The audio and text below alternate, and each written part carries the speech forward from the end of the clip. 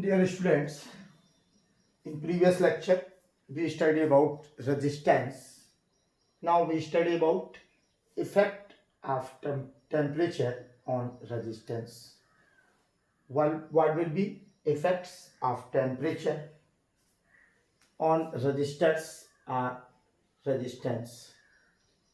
When we increase temperature, the resistance and resistivity of any material depends on the number, density, and of free electrons and the average collision time tau. Since R is equal to ml, ne square tau A is and rho is equal to m ne square tau. Since R is directly proportional to rho, R is directly proportional to rho. If resistivity of any substance is increased to increase temperature, then resistance of that substances is also increased with increasing temperature. What happens when we increase temperature of metals, alloys, semiconductors or insulators or electrolytes? We study these topics in three categories. We define our substances in three categories. First, metals and alloys of metals. Second, semiconductors and insulators. And third, electrolyte. Increasing temperature gives different effects on these three substances. In these three substances, increasing temperature or decreasing temperature returns us different results. So we categorized all substances in three parts and we study about this into three parts. One thing more, since we know that resistance of any substance is directly proportional to resistivity or specific resistance. If specific resistance are increased, if specific resistance increases with increasing temperature, then 100% resistance of that substance also increases with increasing temperature. Okay, and we know that resistance R is equal to resistance of any substance is equal to M into L upon Ne square tau into A, and rho is equal to M upon Ne square tau. और साथ ही हम note कर सकते हैं and R is directly proportional to rho. For metal, first we study about metal. For metal density of free electrons is almost independent of temperature. As temperature increases, the free electrons collide more frequently with the metal ions. So the mean collision time tau decreases. Hence the resistivity of metal rho is inversely proportional to tau. Relaxation time increases and conductivity decreases.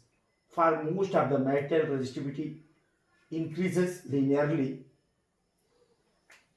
यहाँ पर increases linearly with the increase in temperature around and above the room temperature. In such cases, resistivity at room temperature T is given by rho is equal to rho 0 1 plus alpha T minus T naught and RT equal to R naught 1 plus alpha T. ये मैंने note कर रखा कि आपके note करने के लिए short में. अब इसको समझो. क्या है? जैसे ही when we increase temperature of any metal, when we increase temperature of any metal, then two factors of metal is affected by the increasing or decreasing temperature.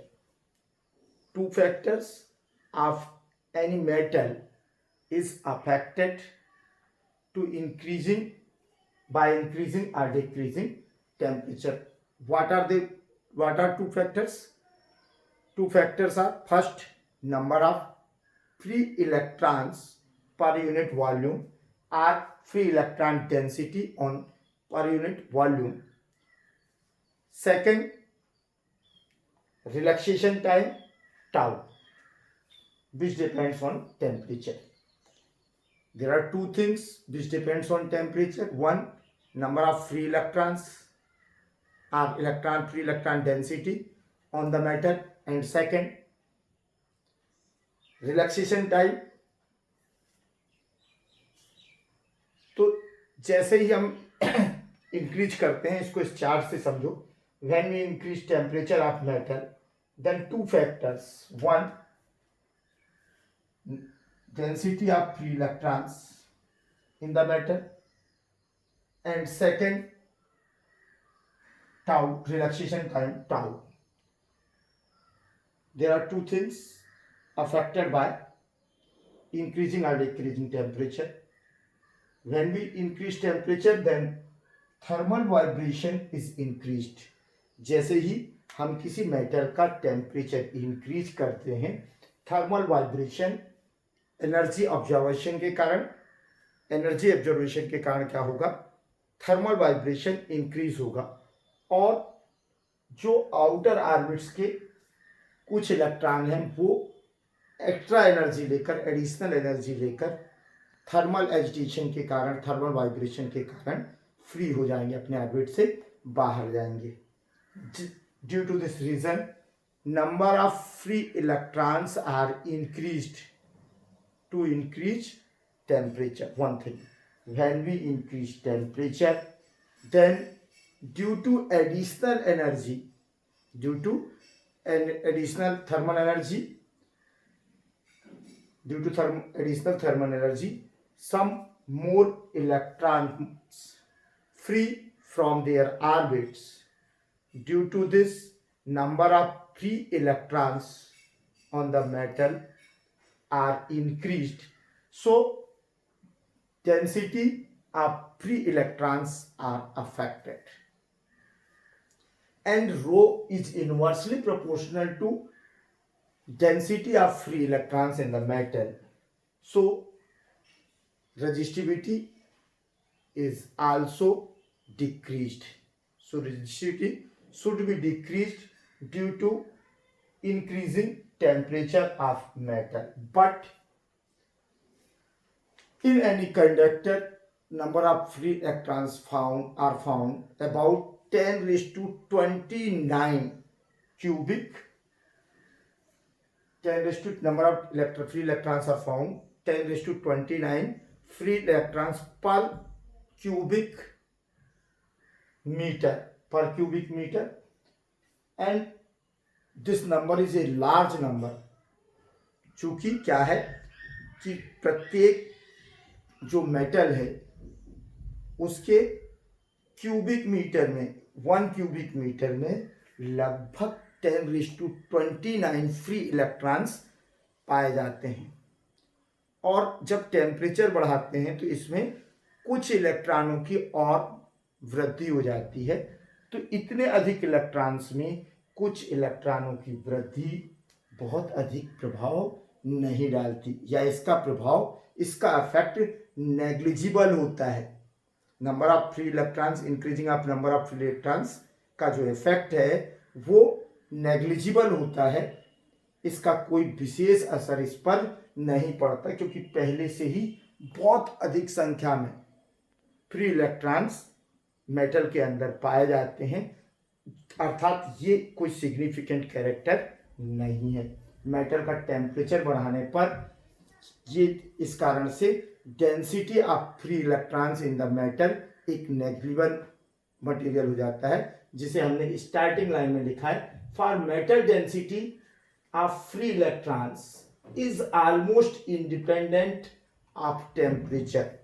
तो डेंसिटी में जो चेंज होता है वो माइनर या नेग्लिजिबल होता है, क्योंकि पहले से ही डेंसिटी बहुत अधिक होती है, और इस कारण से टेम्परेचर इंक्रीज करने पर नंबर ऑफ डेंसिटी में होने वाला परिवर्तन या नंबर ऑफ डेंसिटी की इंक्रीज होने का इफेक्ट भी नेग्लिजिबल होता है, या हम कह सकते हैं कि जो number of free electron density है वो इंक्रीजिंग टेम्परेचर पर नेग्लिजिबल इफेक्ट शो करती है। It is not a significant features of increasing temperature. Second part, when we increase temperature, then kinetic energy of free electrons and amplitude of vibration of metals ion increases।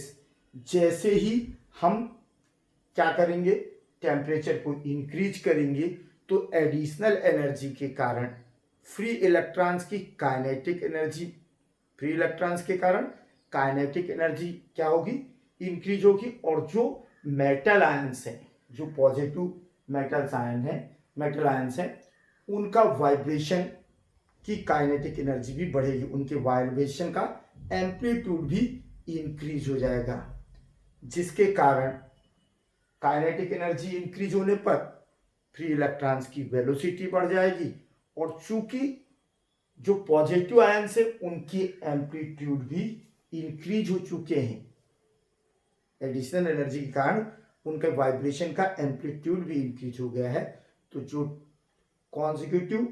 Two consecutive collapsing के बीच का time है वो time interval कम हो जाएगा। Two consecutive collapsing of free electrons, short time interval between two consecutive collapsing will be reduced। It means value of tau, value of relaxation time, value of short interval is decreased, and we know that rho is inversely proportional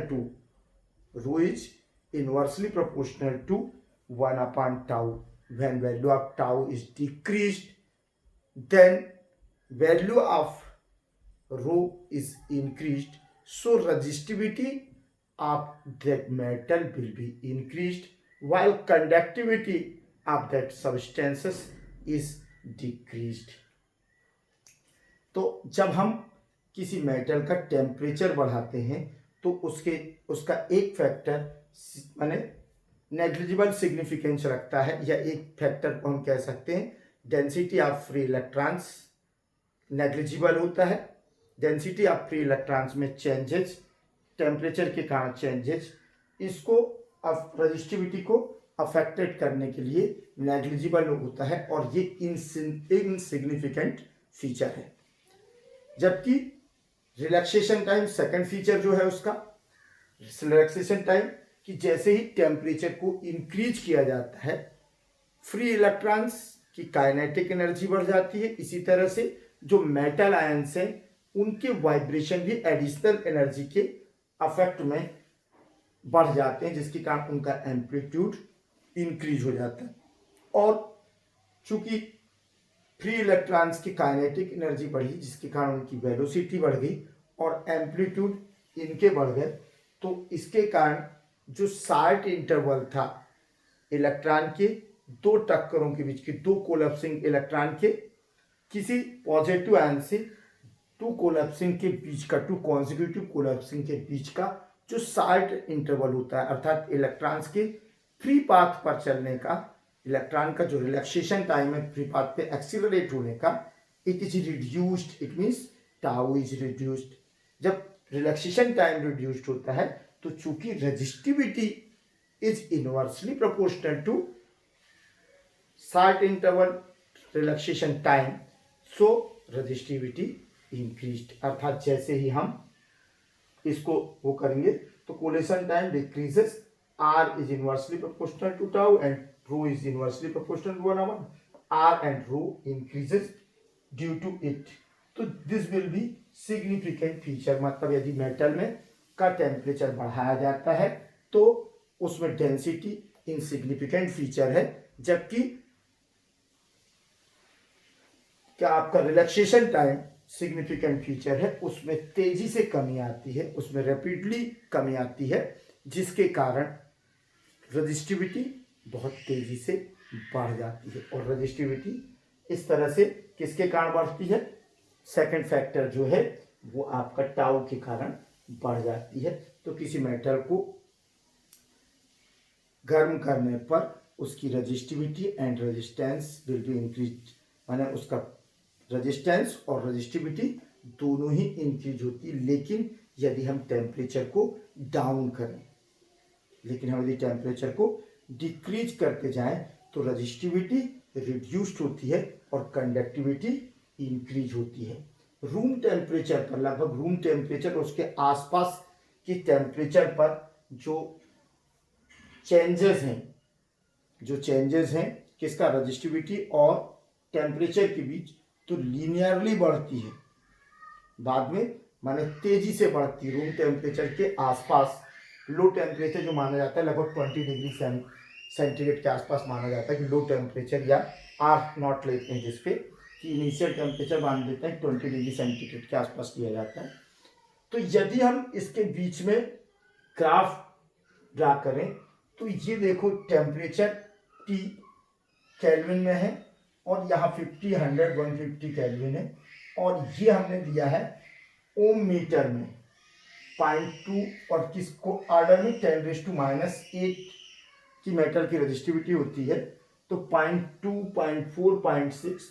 तो starting में हम देख रहे हैं 0 to 50 के बीच में, यदि ध्यान से देखो तो ये टोटल लीनियर होता है। तो यही कहा गया है कि at room temperature, about room temperature के नीचे और रूम टेम्परेचर के ऊपर जब हम किसी मेटल का टेम्परेचर इंक्रीज करते हैं तो रजिस्टिविटी प्रोपोर्शनली इंक्रीज होती है। लीनियर का मतलब है कि प्रोपोर्शनली इंक्रीज होती है, लेकिन उसके बाद रजिस्टिविटी प्रोपोर्शनली इंक्रीज नहीं होती। ये उसका ग्राफ है। कॉपर के लिए यदि हम ग्राफ खींचे, कॉपर को माने गर्म करते हुए, मेटल को गर्म करते हुए, टेम्परेचर बढ़ाते हुए यदि ग्राफ लिया है तो इस तरह का ग्राफ आता है। ये टेम्परेचर T केल्विन में है और रो 10⁻⁸ के ऑर्डर में ओम मीटर में है। अब सेकेंड थिंग आती है एलॉयस की, मेटल एलॉयस। कुछ मेटल एलॉयस ऐसे हैं जैसे नाइक्रोम हो गया, मैग्नाइन हो गया, कॉन्स्टेंटन हो गया, ये ऐसे हाई रजिस्टिविटी वाले मेटल एलॉयस हैं जिन पर टेम्परेचर का इफेक्ट नेग्लिजिबल है, जिनका टेम्परेचर का इफेक्ट नेग्लिजिबल है। कि कुछ एलॉयस हमने इस तरह के बनाए हुए हैं जैसे मैग्नाइन, कॉन्स्टेंटन और नाइक्रोम में फिर भी रजिस्टिविटी थोड़ी बहुत बढ़ती है, लेकिन मैग्नाइन जो है वो तो पूरी तरह से टेम्परेचर से, मैंने उसकी रजिस्टिविटी टोटली क्या है, टेम्परेचर से इंडिपेंडेंट है।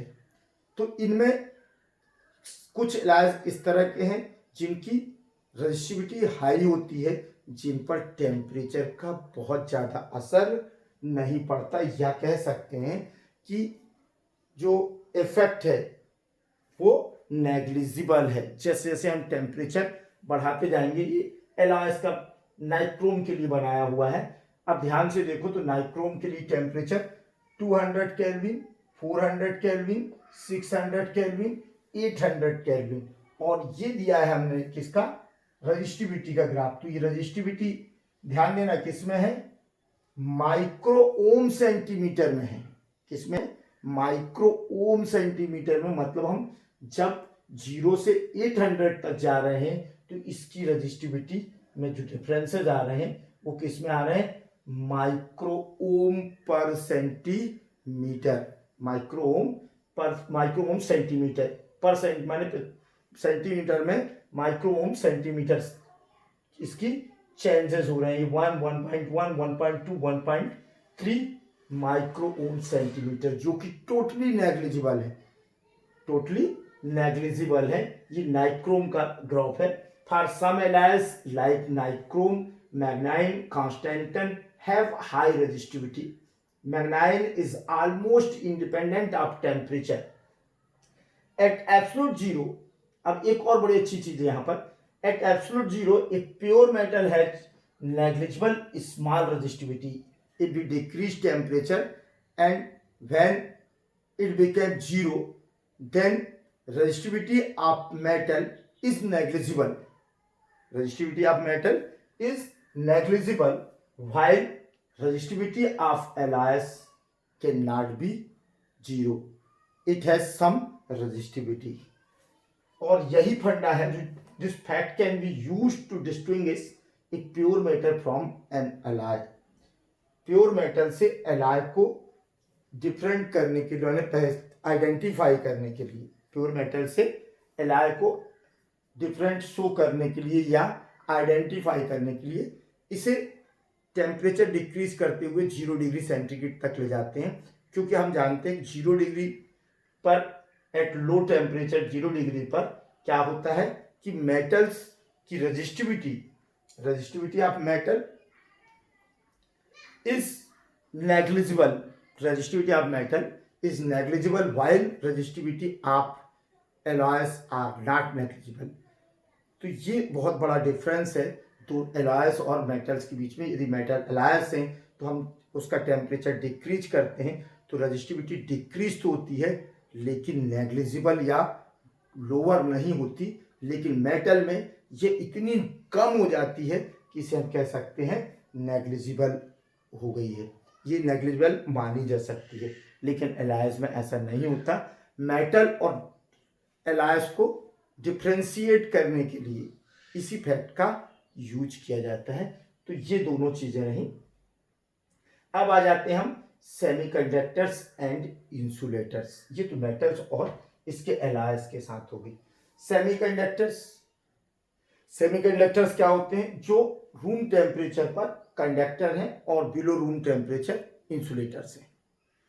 ऐसे सबस्टेंसेस जैसे सिलिकॉन हो गया, गैलियम माने सिलिकॉन है, और आपका और कुछ ध्यान से नाम उछट रहा है, तो इनके टेम्परेचर, इनके रूम टेम्परेचर पर ये एज ए कंडक्टर बिहेव करते हैं.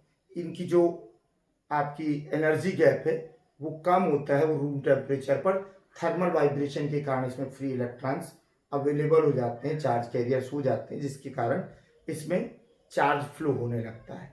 लेकिन बिलो रूम टेम्परेचर या लो टेम्परेचर पर ये इंसुलेटर हो जाते हैं क्योंकि energy gap, forwarder energy gap बढ़ जाता है, बहुत अधिक इंक्रीज हो जाता है. उसके कारण थर्मल वाइब्रेशन नहीं होते और फ्री इलेक्ट्रॉन्स की इतनी कमी हो जाती है, नेग्लिजिबल हो जाते हैं कि उसमें चार्ज का फ्लो पॉसिबल नहीं रहता. लेकिन जब हम सेमीकंडक्टर्स को क्या करते हैं, टेम्परेचर देते हैं या हीट देते हैं, जैसे जैसे हम इंक्रीज करते हैं सेमीकंडक्टर्स का टेम्परेचर, तो फिर दो फैक्टर है. किसी भी सब्सटेंस का हम यदि टेम्परेचर इंक्रीज करेंगे तो two factors will be affected. One, number of free electrons per unit volume और free electron density on conductor, and second है आपका relaxation time, short interval, average short interval time which is taken by two consecutive collapsing from positive ions of free electron. Okay, अब हम यहां देखते हैं इसके लिए जैसे ही हम इंक्रीज टेम्परेचर में करेंगे तो number of free electron, thermal vibration is increase. When thermal vibration is increase then number of free electrons are increased. Number of free electrons are increased. And when process of ionization start, तो ionization की process rapidly क्या हो जाएगी, increase जाएगी. और जैसे ही increase होगी तो number of free electrons are increased and R and rho is inversely proportional to density of free electrons. So resistivity is decreased. One more thing इसके पहले कि इनमें मैंने कहा था कि एलायज में जो आपका रजिस्टिविटी है हाई होती है, इन पर टेम्परेचर का इफेक्ट नेग्लिजिबल होता है। तो यहाँ भी दो फैक्टर काम करते हैं, लेकिन दोनों ही लगभग लगभग इक्वली काम करते हैं। एन के कारण डिक्रीज होते हैं, डेंसिटी के कारण रजिस्टिविटी डिक्रीज होती है, उतनी ही किसके कारण इंक्रीज हो जाती है, उसी के आसपास टाउ के कारण इंक्रीज हो जाती है, जिसके कारण ये एक दूसरे को बैलेंस कर सकते हैं। और यही कारण है कि एलायज की रजिस्टिविटी टेम्परेचर से अफेक्टेड नहीं होती। टेम्परेचर इंक्रीज करने में एलायज की नंबर ऑफ फ्री इलेक्ट्रॉन्स या electron density, free electron density increase होने के कारण रजिस्टिविटी डिक्रीज होती है, जबकि माने जो रिलैक्सेशन टाइम है उसके डिक्रीज होने के कारण इंक्रीज होती है। और ये दोनों का जो रेशो है वो लगभग इक्वली होता है, जो एक दूसरे से बैलेंस हो जाता है। और यही कारण है कि एलायज में टेम्परेचर का इफेक्ट रजिस्टिविटी पे नहीं पड़ता। आप सेमीकंडक्टर्स में समझते हैं, सेमीकंडक्टर्स में जब चूंकि number of free electrons are less than compare than metal के कंपैरिजन में सेमीकंडक्टर्स में फ्री इलेक्ट्रॉन्स बहुत कम होते हैं। और हम अच्छे तरीके जान रहे हैं कि रूम टेम्परेचर पर थर्मल वाइब्रेशन के कारण कुछ फ्री इलेक्ट्रॉन्स इसमें प्रोड्यूस हो जाते हैं, जिसके कारण ये कंडक्टर की तरह बिहेव करने लगते हैं। जैसे ही हम टेम्परेचर बढ़ाएंगे तो इसमें जैसे से टेम्परेचर बढ़ेगा थर्मल वाइब्रेशन इंक्रीज होगा, थर्मल वाइब्रेशन इंक्रीज होगा तो क्या होगा, थर्मल एनर्जी की काइनेटिक एनर्जी बढ़ेगी, काइनेटिक एनर्जी का process of ionization will be started.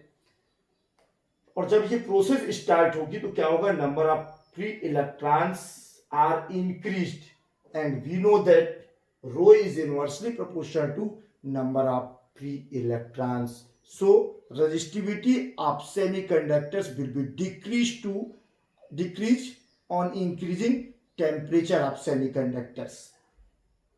Resistivity of semiconductors is decreased to increase temperature because rho is inversely proportional to density of free electrons.